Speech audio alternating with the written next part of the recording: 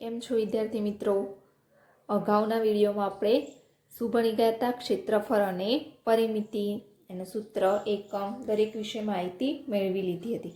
હવે આજે આપણે પેજ નંબર 40 ઉપર આગળનું ભણીશું. તો અહીંયા જુઓ, તમારે આપ્યું છે મારામાં ચોરસ કેટલા? તો જુઓ, આ ત્રિકોણનું ક્ષેત્રફળ કેટલું? હવે અહીંયા તમારે આનું ક્ષેત્રફળ શોધવાનું છે. પણ જુઓ, અહીંયા શું આપ્યું છે તમારે?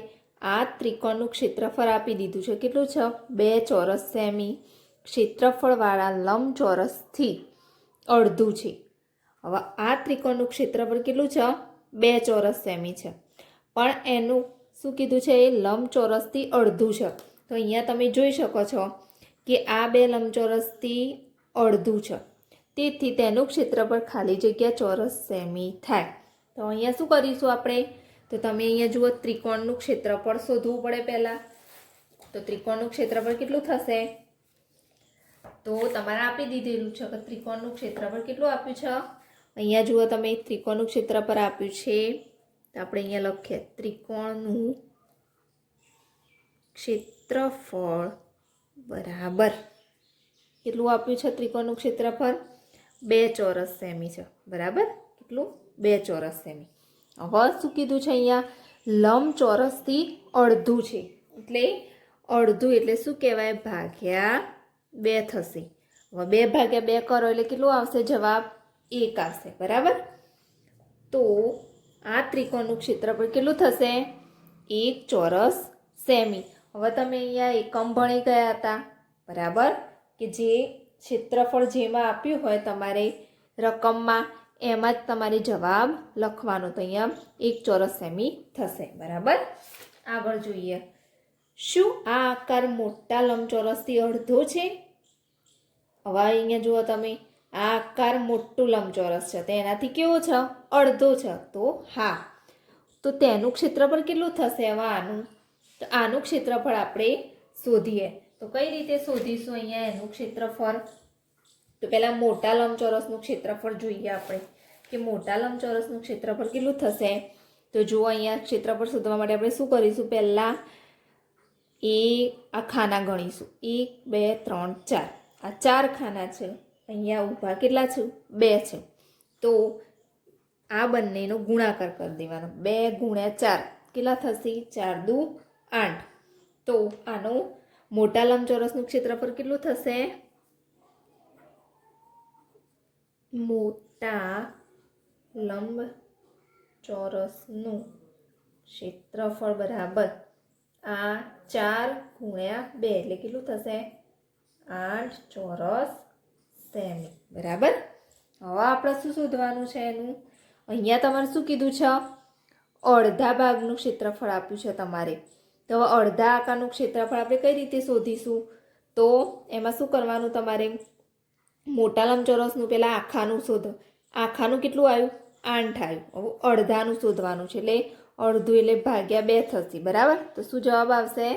8 ભાગ્યા 2 કરશો તો તમે 4 ચોરસ સેમી. તો આનું અડધાનું ક્ષેત્રફળ કેટલું આવશે? 4 ચોરસ સેમી. બરાબર? ખબર પડી ગઈ? હવે આપણે શું શોધવાનું છે? કે નીચે આપેલા આકારનું ક્ષેત્રફળ લખો. હવે તમે આગળ ભણી ગયા હતા નિયમિત આકાર અને અનિયમિત આકાર. તો તમે નિયમિત આકાર હોય એમાં તો તમારે આખા ખાના આપેલા હોય એટલે ક્ષેત્રફળ તમે જલ્દીથી શોધી શકો. પણ જ્યારે અનિયમિત આકાર આપ્યો હોય ત્યારે આપણે એમાં કેવી રીતે શોધવાનું ક્ષેત્રફળ? તો હું તમને એક સૂત્ર બતાવું. બરાબર? એ સૂત્ર પ્રમાણે તમે ક્ષેત્રફળ શોધી શકો. તો પહેલાં તમારે આલેખપત્ર આપેલું હશે. અહીંયા જુઓ, આ બુકમાં તમારે નીચે અહીંયા આ ચોરસ દોરેલા છે. શું કહેવાય? આલેખપત્ર. હવે આ આલેખપત્ર ઉપર તમારે અલગ અલગ આકાર દર્શાવેલા હોય. અનિયમિત હોય અને નિયમિત હોય. આ છે એ નિયમિત છે. બરાબર? અનિયમિત એટલે આવી રીતે આકાર હોય, અનિયમિત કહેવાય. તો એનું ક્ષેત્રફળ તમે કેવી રીતે શોધો? તો એના માટે તમારે એક સૂત્ર આવે છે. તો અહીંયા ધ્યાન આપો, કઈ રીતે સૂત્રનો ઉપયોગ કરવાનો? તો સૌથી પહેલાં આપણે સૂત્ર લખીએ.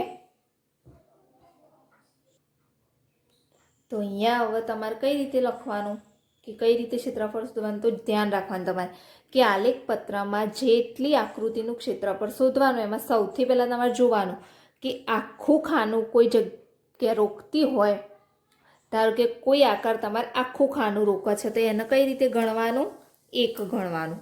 એ ખાનું કેવું ગણવાનું? એક ગણવાનું. અડધું ખાનું તેને અડધું જ ગણવાનું.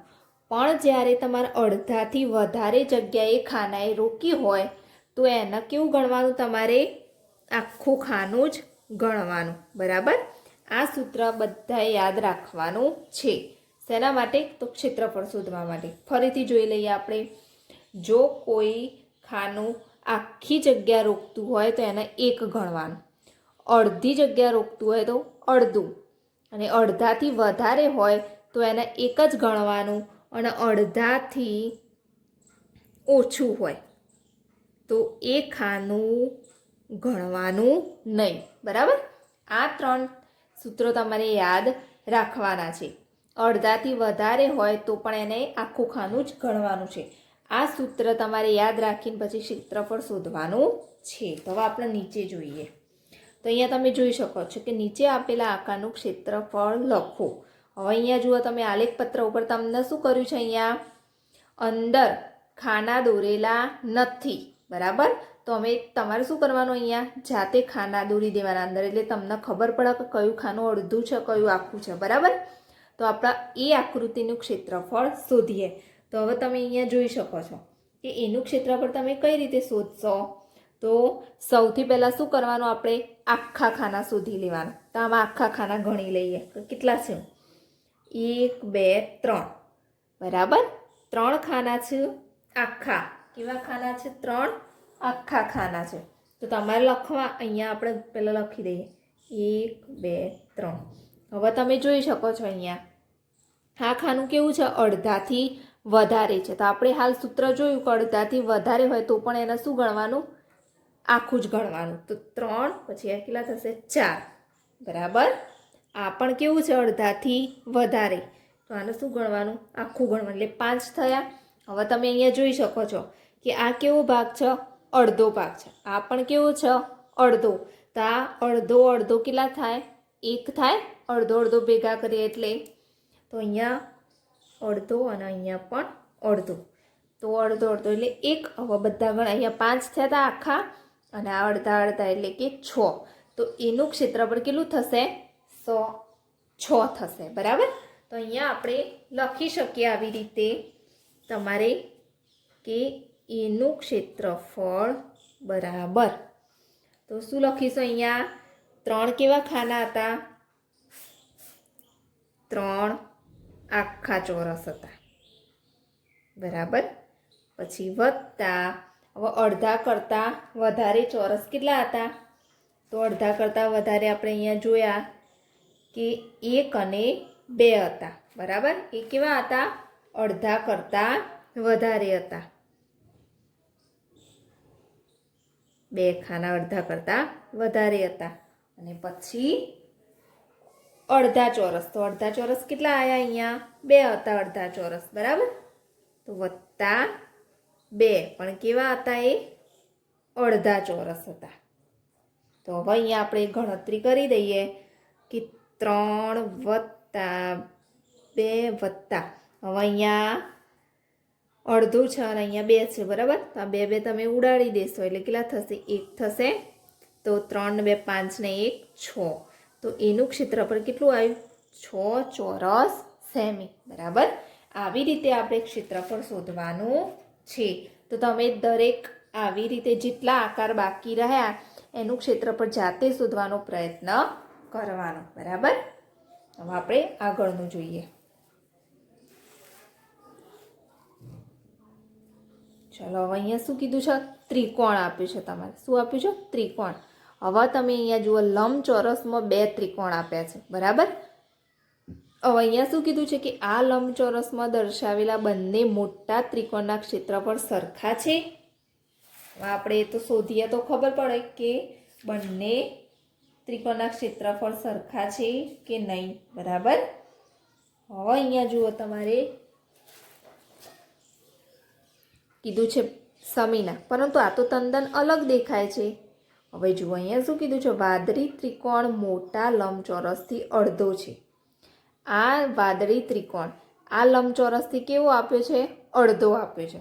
હવે મોટા લંબચોરસનું ક્ષેત્રફળ 20 ચોરસ સેમી છે. બરાબર. શું કીધું છે અહીંયા કે મોટા લંબચોરસનું ક્ષેત્રફળ 20 ચોરસ સેમી છે. તેથી ત્રિકોણનું ક્ષેત્રફળ ખાલી જગ્યા ચોરસ સેમી છે. તો હવે અહીંયા પહેલાં શું કરીશું, આપણે ત્રિકોણનું ક્ષેત્રફળ શોધવું પડશે. તો તમે અહીંયા જોઈ શકો છો, તમને ક્ષેત્રફળ આપી દીધું છે. મોટા લંબચોરસનું ક્ષેત્રફળ કેટલું આપ્યું છે, 20 આપ્યું છે. તો અહીંયા શું કરીશું આપણે, તો લખવાનું તમારે કે ત્રિકોણનું ક્ષેત્રફળ બરાબર મોટા લંબચોરસનું ક્ષેત્રફળ ભાગ્યા અહીંયા મોટા લંબચોરસથી કેવો છે, અડધો છે, એટલે કે ભાગ્યા 2. હવે મોટા લંબચોરસનું ક્ષેત્રફળ કેટલું આપ્યું છે, તો અહીંયા તમારે રકમમાં આપ્યું છે 20 ચોરસ સેમી. તો 20 ભાગ્યા નીચે 2 કરીશ, તો 20 ભાગ્યા 2 એટલે કેટલા થશે, 10 થશે. તો ત્રિકોણનું ક્ષેત્રફળ કેટલું આવશે, 10 ચોરસ સેમી. હવે અહીંયા કીધું છે કે લાલ ત્રિકોણનું ક્ષેત્રફળ કેટલું. હવે તમે ચિત્રમાં જોઈ શકો છો કે લાલ ત્રિકોણનો અડધો ભાગ છે. બરાબર, લંબચોરસમાંથી કેવો છે, અડધો ભાગ છે.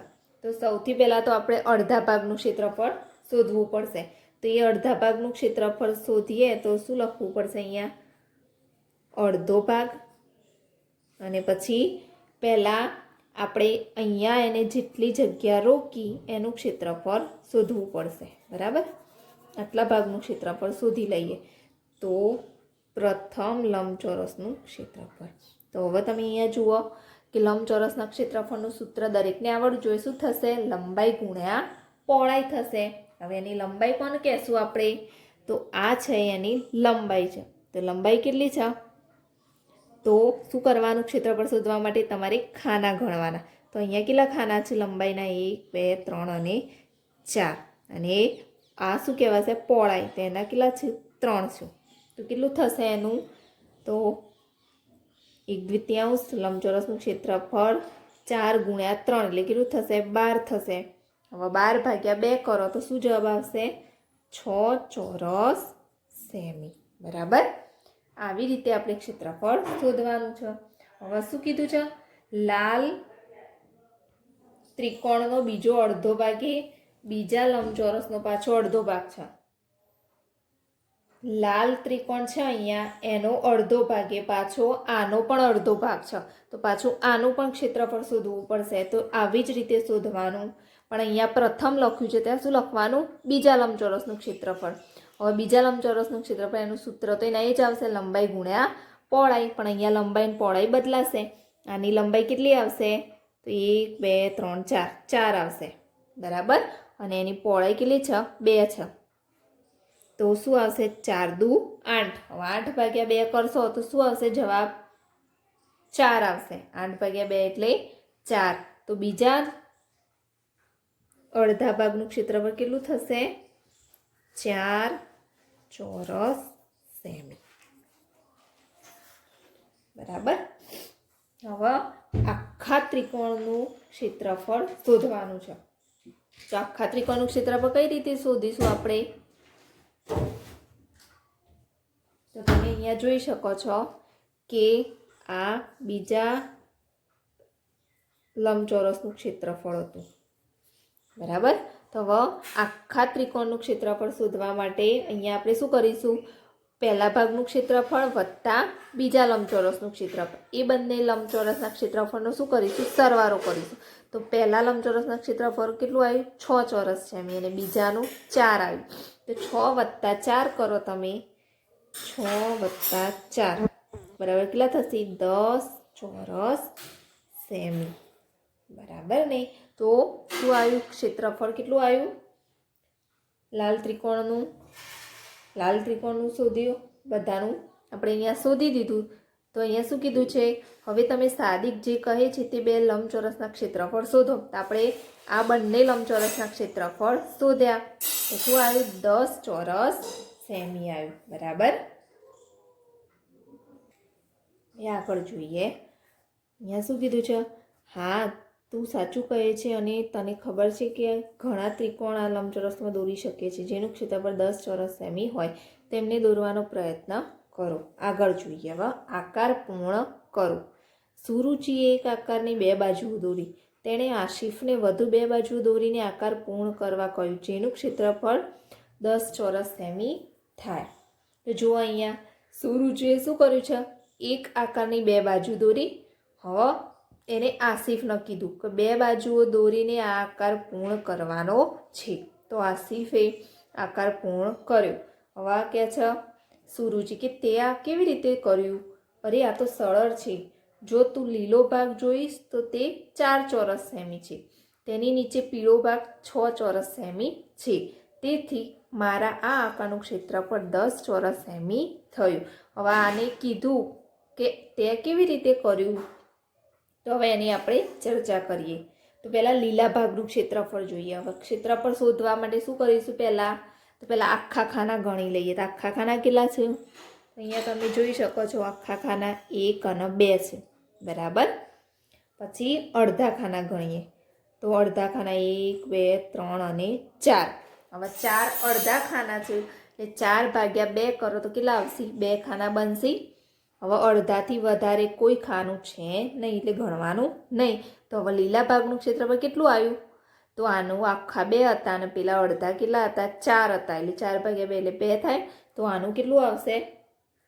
લીલા ભાગનું ક્ષેત્રફળ 4 ચોરસ સેમી થશે. બરાબર.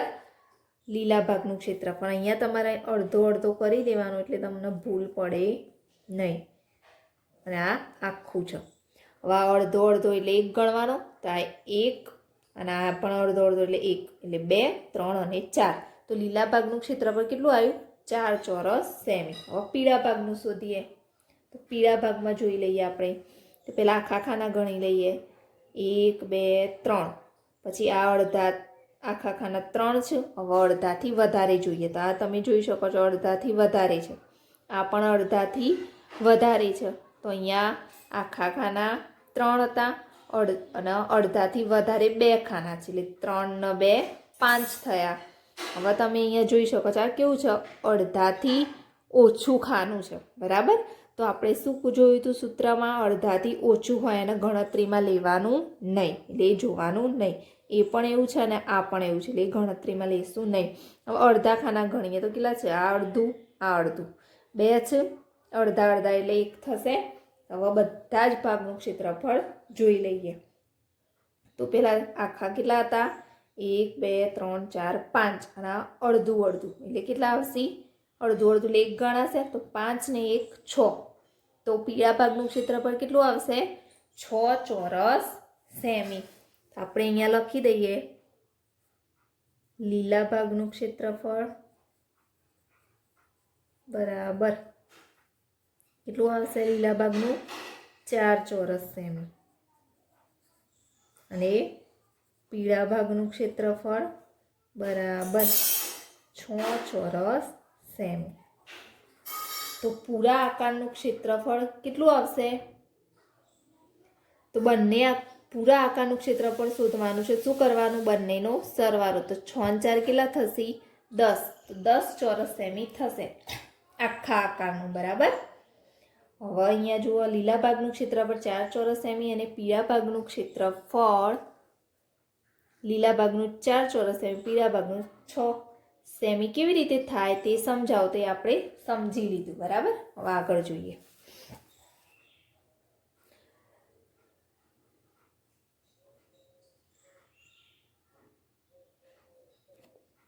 અરે મેં તેને જુદી રીતે બનાવવાનું વિચાર્યું હતું. જો તમે આ પ્રમાણે દોરો તો પણ ક્ષેત્રફળ 10 ચોરસ સેમી થશે. હવે એને જુદી રીતે દોર્યું છે પણ શું કહે છે? આવી રીતે દોરશો તો પણ કેટલું થશે? એનું ક્ષેત્રફળ 10 ચોરસ સેમી જ થશે.